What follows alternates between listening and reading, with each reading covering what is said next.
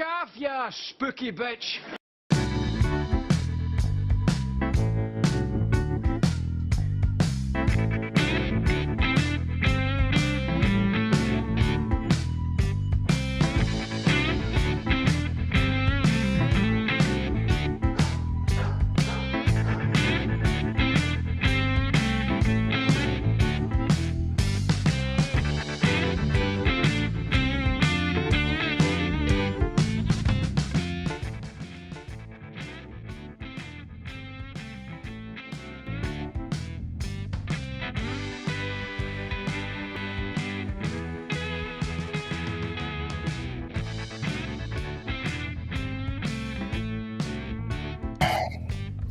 All right, you wackaloons that are watching right now, thank you for being here live with me for another edition, the first edition of the new year, the Ray Hyclak Show.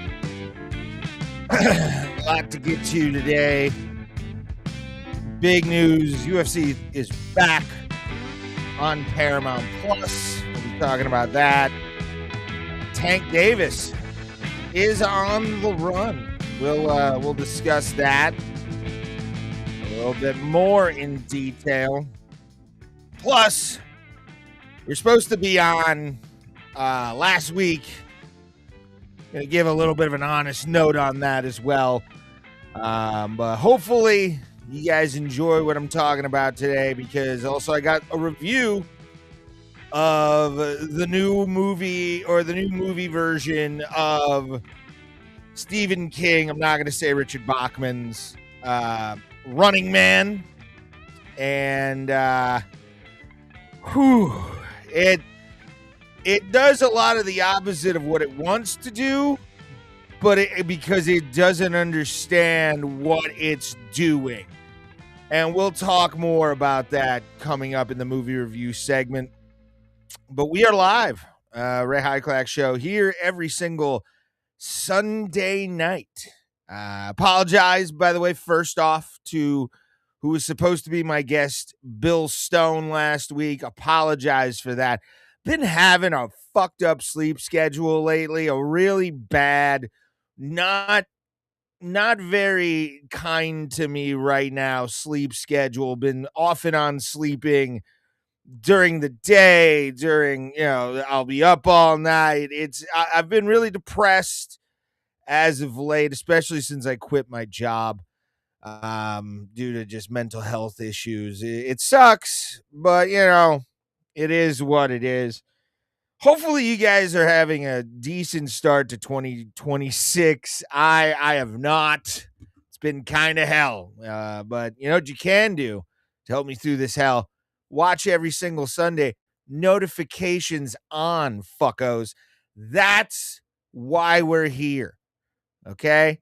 That is why we are here, to be fuckos and watch this show and watch me make this show, because show is all about the world that is mine, and also hopefully the world that is yours as well. But yeah, we're here. I'm back. 2026. Starting out a little rough, obviously, with the last couple weeks. We're not going to get into any of that, because honestly, it's been beaten over the head for the past week. And I don't know if you guys are like me, but I've got fatigue over all of this bullshit. I've gotten to the point where looking at world news and even U.S. events, you wanna kind of smash your phone at this point, because both left, right are insane. You read the comments some people make, and then you read comments from the other side, and people need Jesus, dude. Like all sides need some kind of hobby, I think, at this point. Not just work. We need to really invest in hobbies. Not trading card hobby, because that's not a real hobby. I'm sorry. You're spending money on cards and shit. Go do something physical. Go do something out of the ordinary physical that you wouldn't really ever do, but you try. you definitely try.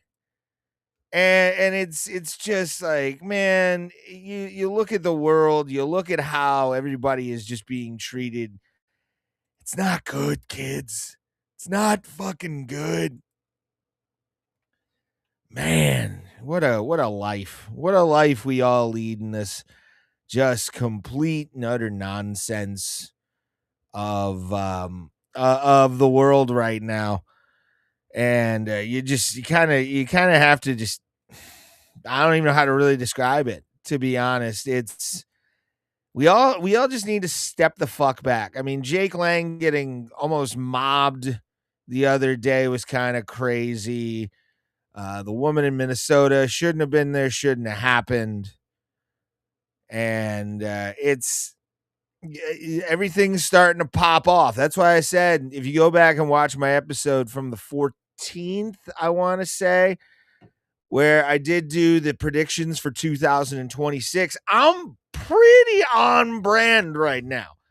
Pretty on brand. The only thing I haven't gotten correct yet, I think, is UFC 250 or the USA 250. That hasn't been really talked about. Dana's making the plans as we speak, and I don't see it going off as planned. I do not see a fight at the White House.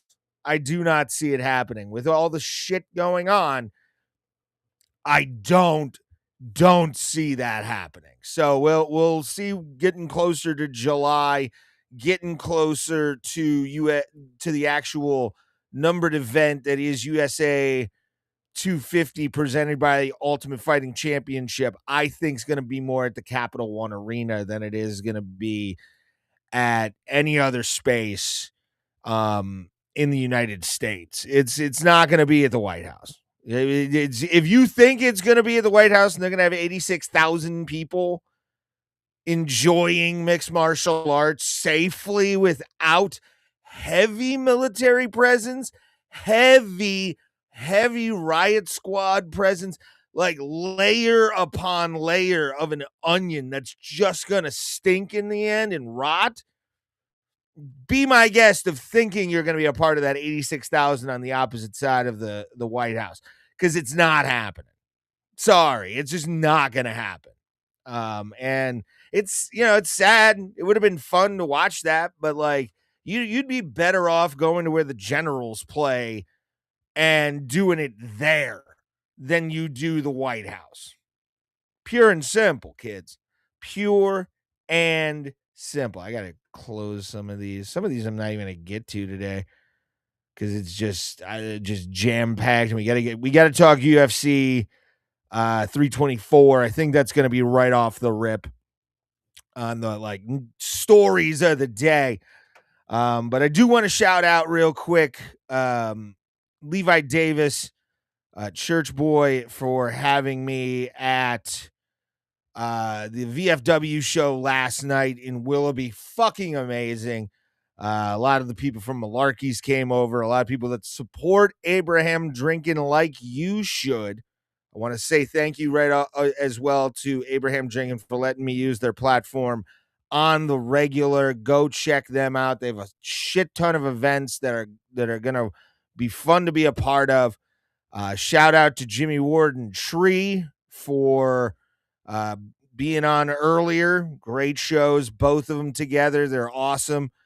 Separately, they are amazing as well, but Tree's a little bit more amazing. And the Men Award's great. They had a great guest on today.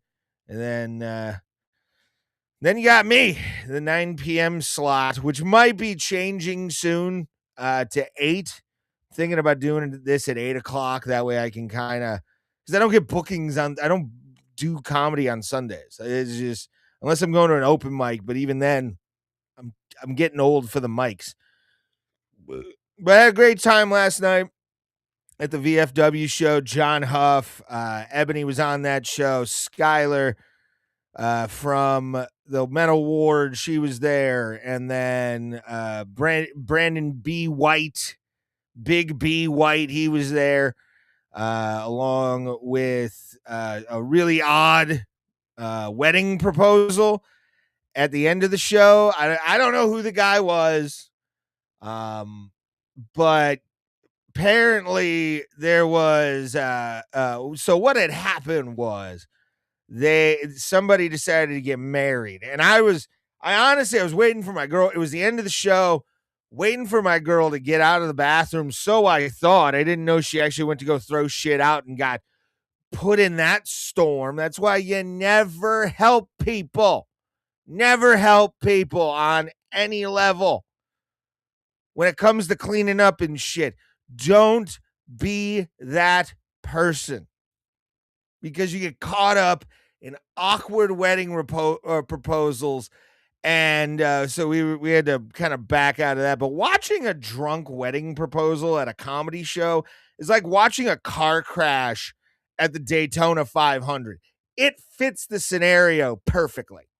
Just it goes hand in hand, because you got a microphone, you got a drunk, confident guy with a fucking rock in his pocket, waiting to give it to the woman who doesn't know. I don't even know if this broad likes him or not. She said, I think, yes. But like the way the dude also said, like, I'm getting married, was really high pitch. It was kind of funny to see a dude who, like, masculine as fuck looking, and then just being like, I'm getting married. Yeah, like Wayne County life, fucking just combing frontwards as Caesar or whatever. But yeah, watching a weird wedding proposal after a good comedy show. I mean, a very good comedy show. Vibes were high. Everything was rolling. But then that fucking thing at the end was just like, what the fuck am I a part of? I just got out of there as fast as I could. I got roped in for photos, but I was hopefully, trying to get out of there, not gonna lie. Because after comedy shows, I like to just bounce. Like after I do a set, I like to just completely bounce my ass into my car, go home, hit some YouTube, hit some Skate 4, hit, some GTA Online, or even Fortnite, video game my ass off until I go to sleep at 3 a.m. now. So there's that. But great show all around for Church Boy and the VFW crew. Hopefully there's plans of that going on the road. I want to be a part of it. I'm not going to lie. Like, I'd love that. I'd love to be able to get the thing. I'd stay in my own car at that point. Just pay me for gas money and I'll sleep in my car in the back seat. I don't give a fuck. Let's go. Oh, make sure to like, share, subscribe. Do what it says up top. Do what it says up top. Do what it says. Whew. Oh man. So yeah, it's been a weird month. But I thank you guys. Thank you guys for watching every single week. The people that do, you're just awesome. You're amazing. You're amazing people. And I can't say any more thank you. Hopefully this year, 2026, is going to be sort of the rise of this show a little bit. And I'm going to be doing a lot more content, a lot more UFC content, a lot of boxing content, especially if Zuffa Boxing. I don't know if that's going to be on Paramount Plus or not. I hope it is. That would be so dope. Move Power Slap over there. I would love to just make this channel a Power Slap channel so bad. But yeah, and also January 24th, next Saturday. I've cleared my calendar from 5, or my planner from 5 to midnight, 7 to 8 hours of mixed martial arts on this channel, on Abraham Drinking, on Twitch, all the places. This coming Saturday, UFC 324, from asshole to appetite. I am covering it all. And it's going to basically be not for, I'll have show clips and stuff like that too. I'm going to start pulling show clips to play in between longer things, because there's going to be knockouts this on Saturday. We know this. I mean, Derrick Lewis is on the fucking card versus Waldo. What the fuck's his name? Waldo. We'll get into it, but Waldo Cortes-Acosta, both guys, heavy fucking hitters. So we got that. But you know what we should do, kids? Before we talk about Running Man, before I talk about anything, we should talk about UFC 324 coming up this Saturday night, Paramount Plus, free in the United States. Finally, we actually get quality American programming for free. No more premium. It's a freemium live event, baby.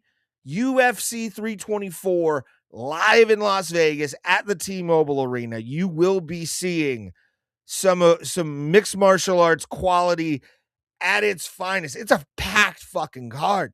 I mean, this card, we'll run down it here in a minute, and I'll also talk about my tap out or my goat milk picks as well. I'm joining the Goat Milk League over at the MMAholes.tv. Shout out to the MMA Holes and the powerful MMA Holes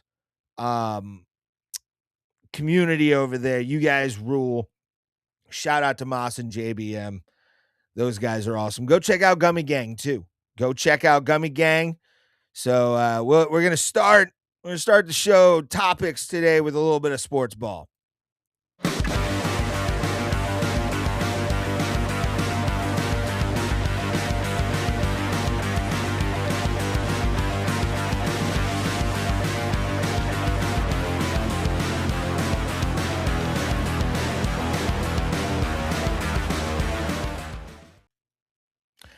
It's sports ball, bitches, and that's right. It's a new year, new time, platform.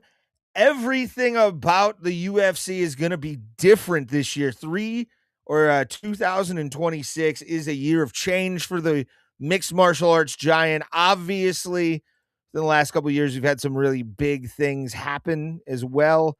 In the MMA world, we've gotten some rule changes. We've gotten some heavy hits with the 12-6 elbow being allowed.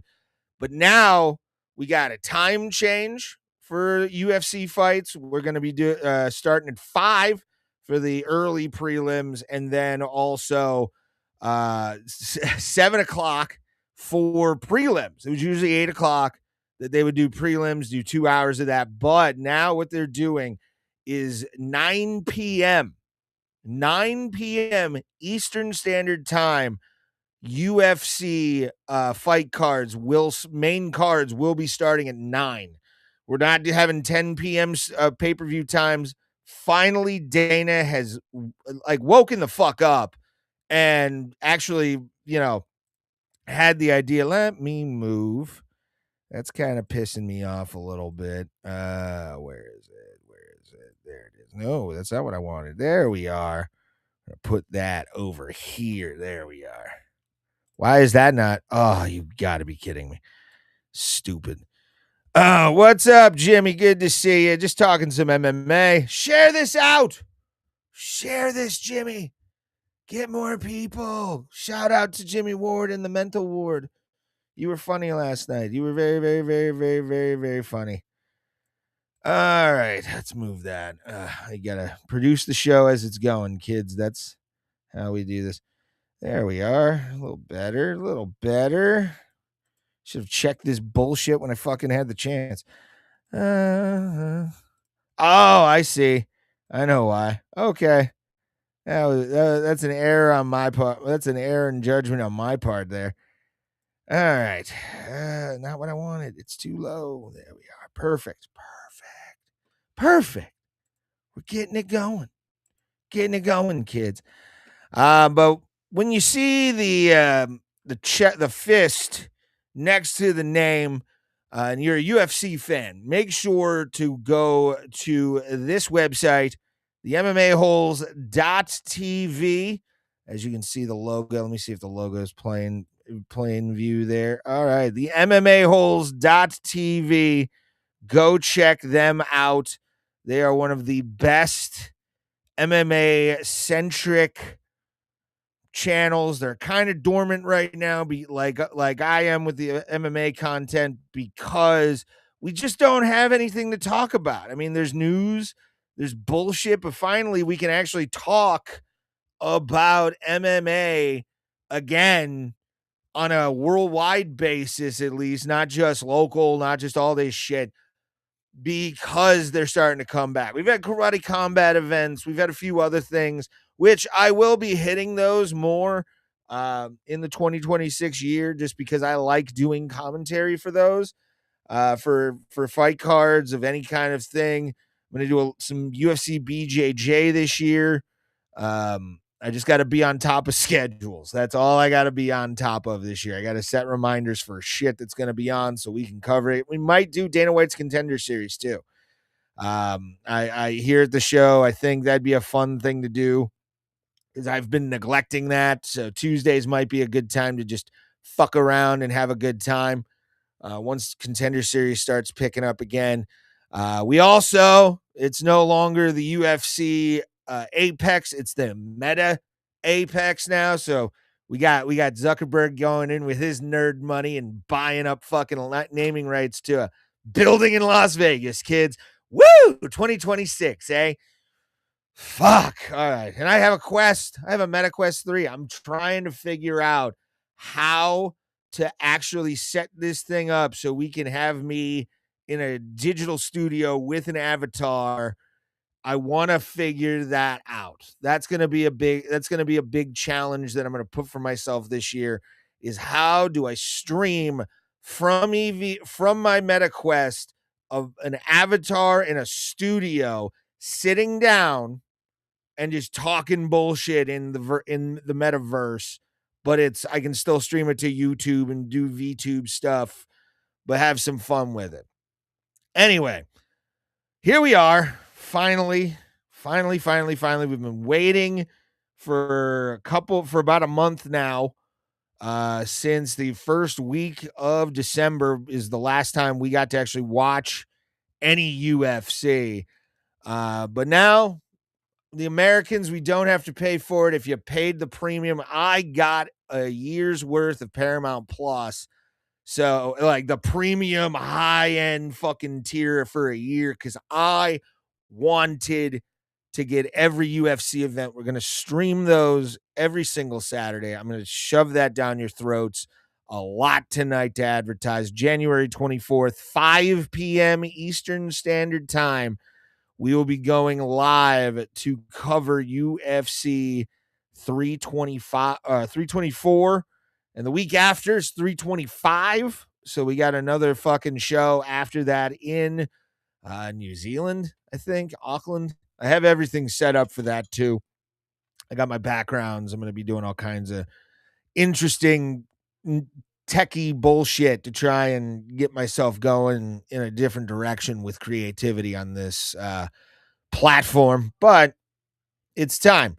And also, again, if you get a chance, go to MMAholes.tv, hit up their Goat Milk League. It's a prediction pick'em league. I'm participating in it this year, and I think you guys should too.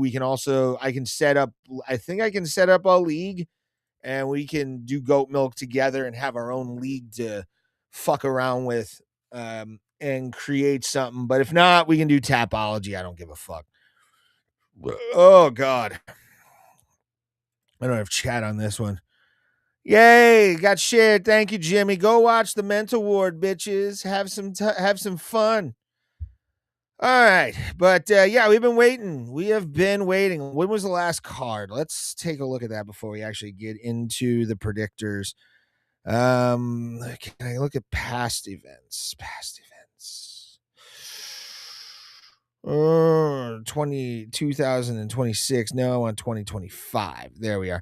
December 13th. So we're about 5 days over a month since the last time, which was Royval Cop, which was on my channel. We did a live reaction. That was the same night as John Cena's retirement match. So go check those out on my channel at Ray Hyclak, at the Ray Hyclak Show. And so December 13th was the last time any of us got to actually watch mixed martial arts in a way that would be beneficial to our brains, beneficial to everything that is mixed martial arts. But this is a big one. This card is fucking stacked. I mean, even look at like the prelims. The prelims, my guys. Deiveson, Figueiredo, Umar Nurmagomedov. That's huge. Then we got Pulev versus Gautier. Modestus Bukauskas. He's going to be back. The Bukauskas is here to enjoy all the fighting all over his face. He's going to be taking on Nikita Krylov, who's a savage in his own right. Charles Johnson, loved him in Grand Theft Auto San Andreas. Absolutely loved him. Taking on Alex Perez. Early prelims, Alexander Hernandez and Michael fucking Johnson are on the early prelims. Dude. Some of these are going to be some of these unknowns. I just made these. Ty Miller, he's undefeated, so I'm going to put him on there. I can't even say his name, versus Cameron Smotherman. These are not the fights that we really give a fuck about, but I do want this one. Alexander Hernandez, Michael Johnson, two guys who are kind of rough right now. Let me look at Michael Johnson's current record here. Let's just take a look at that. Let's see what his last. He's been on a 4. He's 4 of his last 5. He's got 1 loss to Diego Ferreira back in 2023, but he's been on a bit of a fucking win streak. Good for him. Taking on. Did I lose all my fucking thing? No, I did not. Cool. All right. And Hernandez, let's take a look at Hernandez's record real quick as well. Just taking a look on MMA Holes. I mean, he's got a 4-fight win streak right now. That's why this is the featured prelim of the new year, or featured early prelim, I should say. With him taking out Hubbard, and actually Ferreira lost to Hernandez as well. So both men have Ferreira as an opponent that they can both, we can look at where they've been. So that's kind of cool. That's kind of fun, guys. Charles Johnson, Alex Perez, Modestus Bukauskas versus Krylov. I think Krylov's going to win it by decision. Pulev versus Teba Gutwala. What was that? Oh my. Oh, those are the betting odds. Okay. Dang it. All right, UFC. Let's go back down to that, because I do want to bring up the betting, because the betting's wild right now. Betting is wild for the main card. Let's see. Where's the main card here? Trying to find the actual fucking main card, kids. Why is this not working? I just had a bunch of. Yeah, let's take a look. Wait, this is bullshit. My bookie doesn't have. Oh, okay. This is the main events. Main events of the evening. Because some of these lines are crazy, and if you don't get in on them, I'm gonna question your fucking sanity here. I really am. Because I want to just real quick. We got even like the featured prelim of this card is Deiveson Figueiredo versus Umar Nurmagomedov. Both guys were at one point tops of their division. I mean, Umar was I believe was a champion, yeah? Oh, Nurmagomedov. I can't remember, dude. I can barely remember what I did fucking yesterday. All right, but which he has not been, but he has been a perennial contender for sure. Nurmagomedov has. Deiveson Figueiredo, king of the bantamweights, had one of the best series of fights against Moreno. 4 fights in a row. They battled it out during the pandemic over the 125-pound belt, and Figueiredo moved up to bantamweight. Now he's going to take on, I think the number 1 in the world is Umar. Yeah, where does he rank? See if the MMA holes have this. See what you got, Mas. See what you got. You don't have his fucking ranking. How dare you? How dare you? Although he's 4-1. He lost to Merab Dvalishvili for the belt. He lost to him when he was supposed to be. So this is basically going to be a title contender eliminator fight. Deiveson Figueiredo looking to become a 2-weight world champion. Could happen. Could fucking happen. Petr Yan, he's sitting up top that 135 right now after beating Dvalishvili last month. So could be a fucking thing. Let's see what my bookie here is on Figueiredo and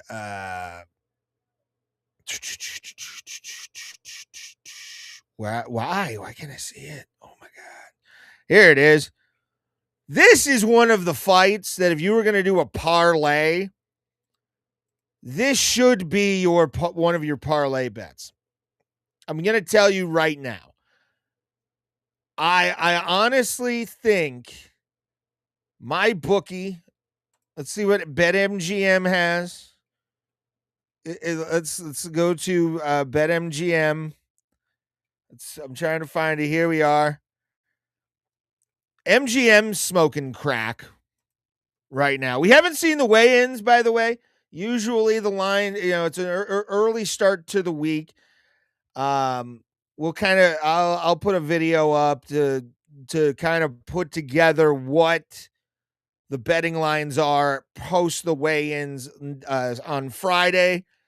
And but that's a fucking line right there where I'd put $10 just on a 3-fight parlay where it's Figueiredo has to be one of them. He is a dog. He is an absolute beast. Not saying Umar Nurmagomedov isn't. Not saying that Umar is not a beast himself, a perennial contender at 135. But you're facing a former world champion, Deiveson Figueiredo, a man who had been through a lot of wars last couple years, last decade, pretty much. But for him to be plus 850 right now is a fucking travesty. Fucking travesty. So it's going to be probably, I might put money down on a 3-leg parlay because some of these bets right now are insane.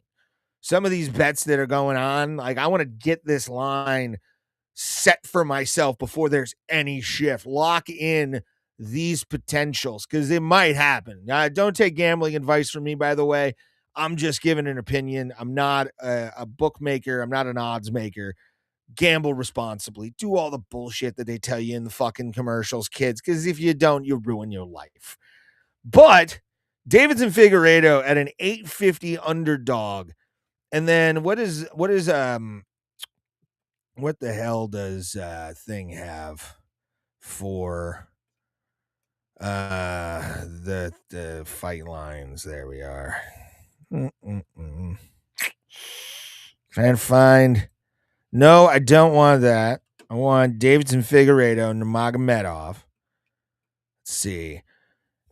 It's the same. I mean, who makes these lines so early out so big? I know you're trying to attract guys like me who see that and go, come the fuck on. I'll bet that now. Because, again, I'd be happy to be wrong against Nurmagomedov. Because Nurmagomedov, absolute savage. But I think it's my bookie's got the 2,000, minus 2,000 thing. Yeah, it's my bookie here. Hold on. Let me bring up this tab. $2,000 or 2,000 under minus 2,000 favorite to win this. Could happen. I'm not gonna lie. Nurmagomedov's a very skilled grappler, but I don't see it happening. Jean Silva versus Arnold Allen. I got Arnold Allen winning by decision on that one. Jean Silva loves to wear the glasses out, loves to be an angry little nerd. He could possibly beat Arnold Allen, but I think it's going to be a point match, and Arnold Allen's going to get his hands raised. Rose Namajunas, another one. I think. Let's see what my bookie has on this one. Natalia Silva is a 400, a +4 or -400 betting favorite. Again, these can shift and go through. Matches can be completely changed overnight. We just had that with Amanda Nunes and Caitlin. What's her name? Oh God, Nunes versus no, not that. 324.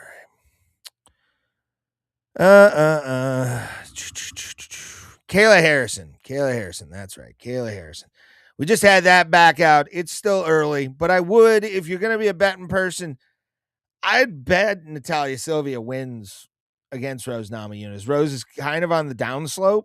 Hasn't really been. I mean, what's her record been recently? It's not great. I don't think she's been on a streak at all.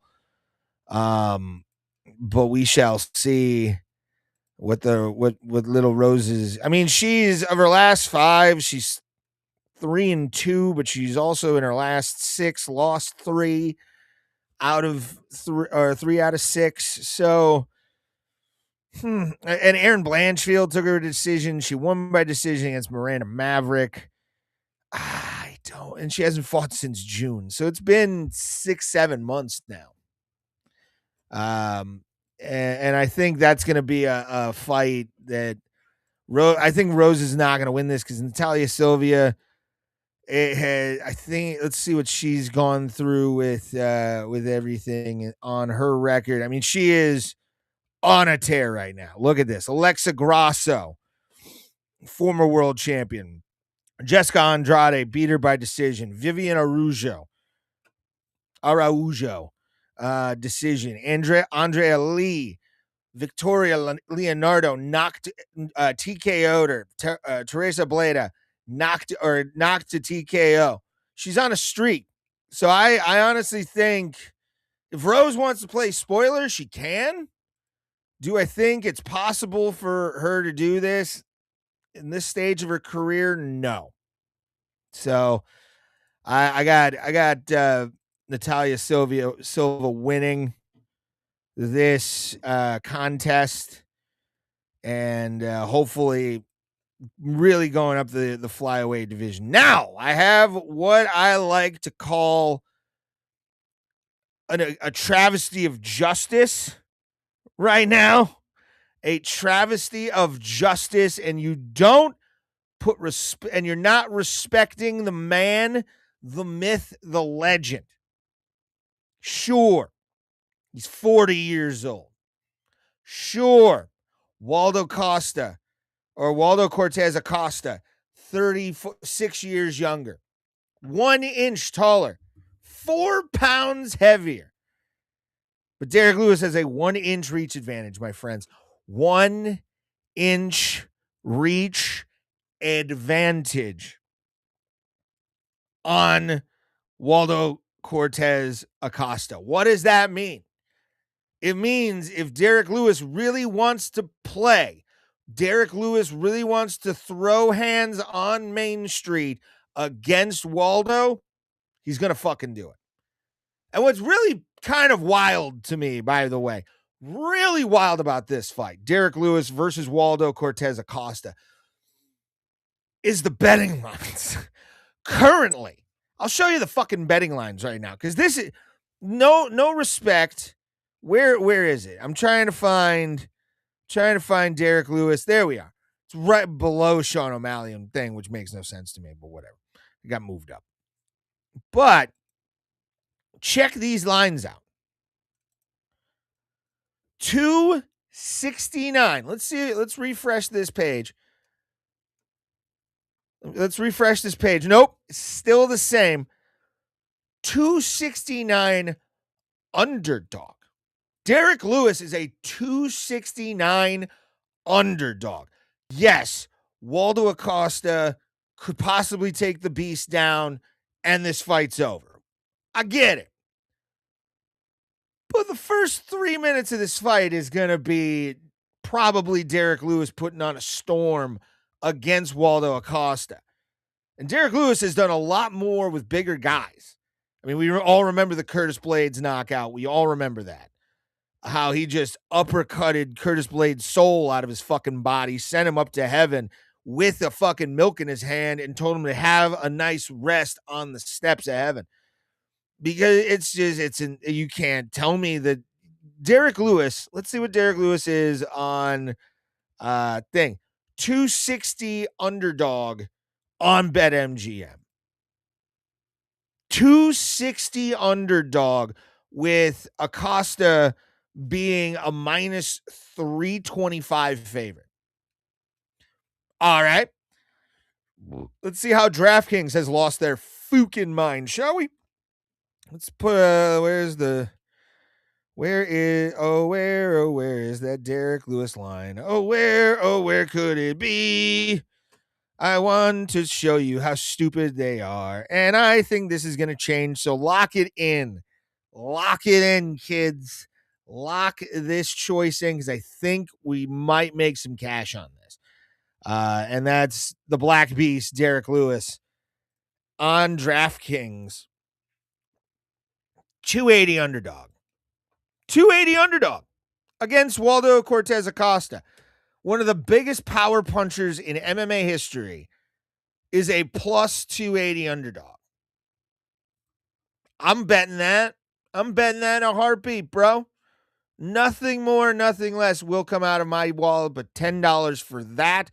Deiveson Figueiredo and probably Paddy Pimblett, if I'm really being honest. Paddy Pimblett's got a good shot of beating Justin Gaethje this weekend. We'll talk about that here in a sec. But yeah, look at the disrespect from people with Derrick Lewis. The fucking audacity of these people for not having him as a even I could understand underdog, but 280? Lock that shit up. Lock it up because it's probably going to happen. I mean, Sean O'Malley even, I'd give Song Yadong a chance to fuck up Sean O'Malley. Not going to lie. That's a big fight right there with a bantamweight, you know, it could be Sean O'Malley versus Deiveson Figueiredo. Could happen. Could happen, kids. But I see Sean O'Malley, I think, is going to win this fight. I think he's gonna piece up Song Yadong for a little while, play with his food, and we're gonna be gone probably around like the 4th round. I think it's gonna be probably 4th round TKO. I don't see a submission, but I definitely see TKO being the story of the day, everybody. And then we got this. Paddy Pimblett, Justin Gaethje, the interim world lightweight championship on the line, the second person in line, or the first person in line to get a real title shot after the coming up here with Ilia Topuria with his legal troubles that he's fucking going through. Which I really haven't been following, I'm not going to lie. But this has opened up for a chance for Paddy to give Dana what he wants, which is a belt around his waist, and Justin Gaethje to try and silence critics. I mean, he's sort of like a Dustin Poirier. He's sort of like a Michael Chandler. He's a guy who hasn't really had much luck or success under the bright lights when it really matters. I mean, he's had some chances. He's won big fights, but when it comes to like title fights, he's always just a step behind his opponent. And you can't do that with Paddy. You cannot give Paddy Pimblett an ounce of weakness, or he is going to take you, break you, and make you his bitch. And then we've seen that. We've seen that with a lot of really top tier fighters. And for, Paddy Pimblett to be, I think he is the favorite currently on all the apps, including my bookie. Let's see. Where are you, buddy? Where are you? Yeah, he's a plus 233 or a minus 233. He's minus 235. And I believe, let's see and about minus 230 on DraftKings. So for him to do that, Las Vegas is looking at him to win. It could be by any form with Paddy. We've seen Paddy Pimblett do sadistic, crazy shit and hasn't really lost to many guys. So he's one of those fighters. I mean, let's go down the roster. Hasn't fought since April against Michael Chandler. And he beat him handily by submission, choked him out where he was just out cold. Tony Ferguson, I don't really count that one. Jared Gordon submitted Jordan Levitt. Vargas, he submitted. Pretty much has been on a tear ever since then. Hasn't lost in the UFC yet. And it's looking like, Paddy the Baddy might finally solidify himself in professional mixed martial arts as a god. I mean, and when you look at Paddy too, very charismatic guy, doesn't really give a shit, and you can tell he just wants to get in there, brawl it out, win by any means necessary. And same thing with Justin Gaethje is one of the most savage human beings on the planet. But let's take a look at his win-loss record right now. As said by the MMAholes.tv. Rafael Fiziev back in March of 2025 lost in one of the greatest fights in UFC history at UFC 300 against Max Holloway, which could that, he beat Fiziev, he beat Rafael Fiziev, and twice, I believe. Yeah, I think he's fought him twice. Hasn't he? I thought he beat Rafael Fiziev twice. Why do I think it was just the once? Or why am I thinking it was more than just the once? But obviously, Charles Oliveira submitted him. Michael Chandler beat him. Khabib submitted him. We all knew that was going to happen. I was not surprised by that at all. By Khabib beating him, beat Tony. He took Tony's soul away in 2020. Tony Ferguson's soul. That was the shaking of the head, and really one of the more violent fights of the pandemic. And then just cleared out the division of old garbage prior to the Tony Ferguson victory. But yeah, he's his last 5. He is 3 for 2 of his last 5. So Justin Gaethje can be a spoiler. We all know he can be a spoiler, dude. But I don't see him being the spoiler in this. I think we pretty much know Paddy's gonna beat him. I think we all kind of figured Paddy's gonna beat him. Round 3 is kind of generous to Paddy, in my opinion. I think this may go the full 5 because Justin's tough enough to be that person. Justin Gaethje is by far one of Paddy's more tougher opponents that he's fought. That's it. That's all I can really say. Justin Gaethje can be a motherfucker. But it's up to Paddy to show a little bit more maturity here, kind of pick your spots against a guy like this and be able to sprawl for the takedown defense, and try and just negate that with Justin, throw some knees to the body, and then Justin just needs to be a motherfucker the entire time. He needs to give pressure to Paddy Pimblett hard and so deep. I'm talking John Holmes level deep, kids. That's how bad Justin Gaethje needs to be to really kind of stop the Paddy the Batty train. And I don't think it's going to stop him completely. I don't think that this is going to be one of those like, oh, Paddy can't do this. Paddy's already shown that he's a badass motherfucker in that cage. One loss isn't really going to like hurt him.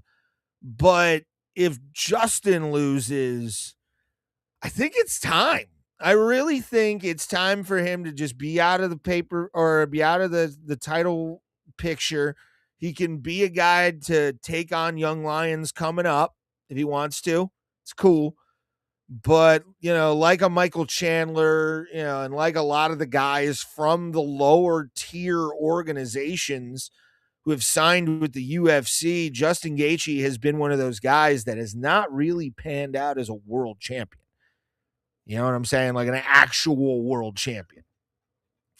So, and I'm talking unified. I'm not talking interims. That's not the championship. An interim belt has never been the championship, and it will not compare to being a world champion. So it's one of those, you got to just kind of put him out to pasture a little bit. Let him fight once a year until he wants to retire. And Justin Gaethje, if he loses to Paddy, because Paddy could fuck his world up, and you never know exactly what kind of guy we're gonna get out of Justin Gaethje. But I'm gonna give Justin Gaethje his flowers here. Badass, he's a badass dude. But can he hold off Justin or Paddy Pimblett through 5 rounds or submit him? I don't see it happening. But they're both the same height, pretty much. I think there's like an inch difference. But I do not see Justin Gaethje beating Paddy Pimblett by any means outside of Paddy fucks up. Because Paddy's game plans usually are perfect, on point. And Justin's, little Tasmanian devil with a wrestling tattoo. So we shall see. Woo! Yeah, I'm gonna play some bets. I'll post those bets on Instagram and YouTube for you guys to join in on me or join in on the picks. So I'm excited. I'm very excited for UFC 324 this weekend, Las Vegas, Nevada, T-Mobile Arena. We finally have high-level mixed martial arts back live. Thank you, Jesus. Thank you. All right, so I'm going to end the podcast. I know I put a couple things on there, but my stomach's rumbling. I want to talk about this before we go. And if you missed my talking on the UFC, there'll be some timestamps for you in a little bit once the video is shown. But I got Paramount Plus. I didn't realize that The Running Man was a Paramount Plus or a Paramount property, by the way. And I'm talking about the original with Schwarzenegger, Jim Brown, all that. Got to watch that. Realized The Running Man was coming to Paramount Plus. So I watched the entire thing. I watched a lot of it and thought things and, whatever. But I wanted to give a full-on review of The Running Man. Oh, I forgot about the Tank Davis thing. I should bring that up. Let's go back to that, actually. What am I doing? I wanted to talk about Tank Davis getting arrested. We'll talk about Running Man in a sec, but let's talk about Tank Davis getting an arrest warrant put on him. If you haven't heard the story, apparently boxing great Tank Davis is on the run right now from the law, and not really, going to give himself up here. Which, sure, good for Tank for being that way. Good for that, but the story's kind of wild. Let's go to for WBA. An arrest warrant has been issued for WBA lightweight champion Gervonta Tank Davis in connection with an alleged domestic violence dispute stemming from October. So he's been gone. I think that's also why the Jake Paul thing fell through. Is he's been on the run from this whole thing. And police held a news conference Wednesday. MGPD, Miami Gardens Police Department Executive Emmanuel Jante stated that they are working with U.S. Fugitive Marshals Task Force to find Tank Davis. They got the marshals out for this motherfucker right now. That is wild. Like, that is insane. At this time, MGPD is actively working with U.S. Marshals to apprehend Mr. Davis, Jante said. Jinty? I don't know. Domestic violence is a serious crime, as it is, and the Miami Gardens Police Department remains committed to holding offenders accountable and protecting victims. Okay, and here's the incident. Took place on October 27th at a gentleman's club in Miami Gardens, where the woman worked. A lawsuit was filed days after the incident by his ex-girlfriend. Just won't say her name. You can read it on the screen. In the lawsuit acquired by ESPN, Davis was alleged to have entered the gentleman's club. Why not just say fucking strip club? Where Roselle worked as a VIP cocktail server. It's actually going to kind of put into what the Running Man is. And attacked her in a back room of the club that did not have cameras. So he knew that they didn't have cameras in there. Or she did. You never know, but I think Tank's a bit of a wild card. Davis allegedly grabbed the woman by the back of her head, pulling her with one hand and holding her throat with another. So he's forcibly choking her, dragging her through a stairwell, kitchen, and the back exit before physically assaulting her in the parking garage. A strip club with a parking garage? That's interesting. I'd love to see that structure. You can park here and see titties. She was eventually released to a coworker by Davis and suffered bruises on her left arm. Okay. Police reviewed surveillance footage from the club, and it corroborates the woman's story. Investigation determined Mr. Davis used force to restrain in an attempt to remove the victim from the location against her will. I'm not surprised that this is going on. We'll keep more into it because they haven't made an arrest yet that I'm aware of. It's not clear Dave's alleged misstep violates his probation stemming from the Baltimore case, in which was a hit and run. He had 3-year probation and had 90 days house arrest. So he's been in trouble in the last 4 years. Has Tank Davis, and I'm going to keep an eye on this story. We'll have more about it. Hopefully I'll have some stuff to talk about on Saturday before the UFC paper or freemium live event on Paramount Plus. So yeah, Tank Davis on the run right now. It's probably why we didn't get Tank versus Jake in that little scenario. So Tank Davis be fucking up, dog. Hardcore. All right. 2025 film. There we are. Oh, I don't want that there. There we are. The Running Man. All right. So I watched The Running Man last week when I had some time, and I want to talk about it. Here's my review.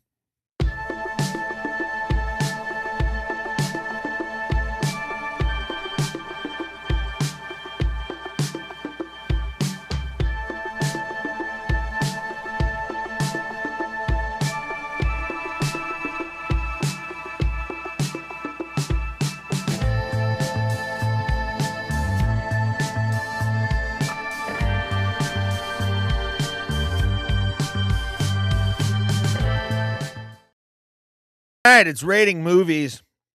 We have The Running Man 2025 edition. Now, I'll say this right off the rip, guys. I absolutely love the old Running Man with Arnold Schwarzenegger. It's one of my favorite Arnold Schwarzenegger movies. It's above Predator.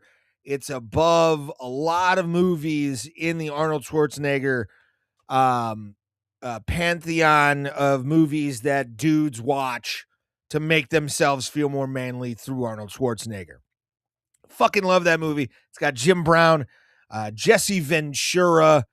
It's got a bunch of amazing actors, and then you also have Maria Conchita Alonso, who was added. She was not actually like there, but she wasn't in the book. But the woman that she's based on does get lied about, does get kind of fucked with in the movie, does Maria Conchita Alonso. Paramount announced this, I think, in 2022. I'm pretty sure they announced that they were going to be having a remake of The Running Man. With what's the guy's name? What's the cast? Glenn Powell, who I'm not sure who Glenn Powell is. I'm not like a guy who's up to date on a lot of things. He was in Top Gun 3, apparently. He was in The Dark Knight Rises. He's been in some movies. I mean, he's been in some really good movies. Don't really know the dude that much, to be honest with you. He was in Spy Kids 3 Game Over. So if you're a fan, he's also in the new Twisters that came out. So he's like a hot kid, or a hot commodity right now on in Hollywood. But watched the new Running Man. Spent the whole movie thinking a few things. One, I do love the fact that they tried to sort of make this about union busting, which the original book and story, that was sort of the whole thing. Ben Richards got, kicked out of unions and blacklisted because he was fighting other people. And in the Arnold Schwarzenegger movie, he was an officer that was part of a food riot. That's the original movie Ben Richards, right? But this movie actually sticks a little closer to the book. Has the wife of Ben Richards is a hostess at a big corpo club. And they tried to make it where it's like they were trying to bust up unions and they were trying to do this and they were trying to do that. Really trying to point at Republicans in this movie hard. There was a lot of stuff that the right loves to do, union busting, all that kind of shit. But also for some odd reason, there was no real thought going into the media aspect of this movie, because it tried to talk about, misplaced media power, like the book says, like even the first movie was trying to do. The only problem was they tried to really make this sort of that left-wing policy is going to be the reason that the media comes down, when you also have to realize that a lot of the media is left-wing. A lot of the media of today is left-wing. Even the original Running Man movie with Arnold Schwarzenegger screams of what's going on today in today's media landscape, where a lot of it is just kind of throw a reactionary thing out there, blame the wrong person, or blame the actions of the state on one person, and then everybody gets mad and tries to take down the system when we really don't even know what the true system is. This movie was a lot more gory and violent than the original, because you can put CGI in there. A lot of the kills were fucking amazing. Ben Richards was kind of, I think, a little bit more he was a pawn in the story more than he actually was the story of the rebellion, because there's a few vague things of, did Ben Richards survive? Did he not? Did he help kill Killian? All this kind of stuff, and the book stops on the plane crash at the end. Spoiler alert: if you don't have Paramount Plus, sorry, but the plane crash that's in the book that goes into the network towers is almost shot for shot what is described in the book. He fights off the guards. He does all the stuff. He figures out who McCone is, and we have our ending, which is Ben Richards, while dying, taking himself into the plane, and life's over. But and there's characters in this that are a bit weird. There's a guy that does counter media to the network through videotapes, and they're pretty cool edited. They got kind of a YouTube-y kind of feel to it. You can definitely tell modern stuff was influencing the story or the actual presentation of what the Running Man would be today, and actually it's set in 2025 as well. So we've gone past the Running Man already. And that's just called Survivor. That's what Survivor is the Running Man. But all in all, good movie. Kind of figured some things out through the story. The girl, let me kind of bring this back. The girl that becomes the Confederate, Amelia Jones is her name. She was in Coda. Horrible Histories don't know that. She's been in some what looks like smaller productions. So the Coda, and because I've heard of Coda. But the Running Man's kind of heard like big coming out movie, if you will. I should stop sharing that. All right, there we are. Perfect. But all in all, I give it 3.5 stars. Really good movie. Out of 5. I give it 3.5 stars. It wasn't knock your socks off. I was really glad I didn't have to pay for this, and I could stream this through my Paramount Plus subscription. And it's a great movie. I'd suggest, if you have Paramount Plus, go check this out. Go check this movie out, because it's gory. It's got a great use of technology in a complete and utter post-apocalyptic hellscape, and kind of shows you what could and what we're kind of leaning to at this point.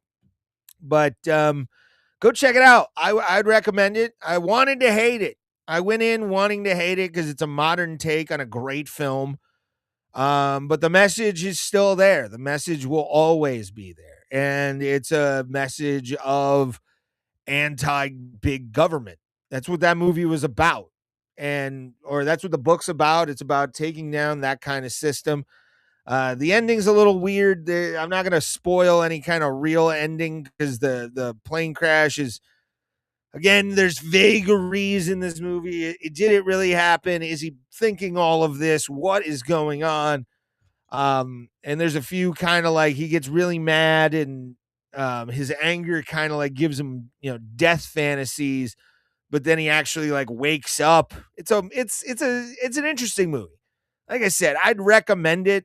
I'd recommend this movie to anybody, even if you're going to rent it off of some other digital service. It's worth the $3.99. Or you can just buy Paramount Plus for, $60 a year and get the, basic package and watch it that way.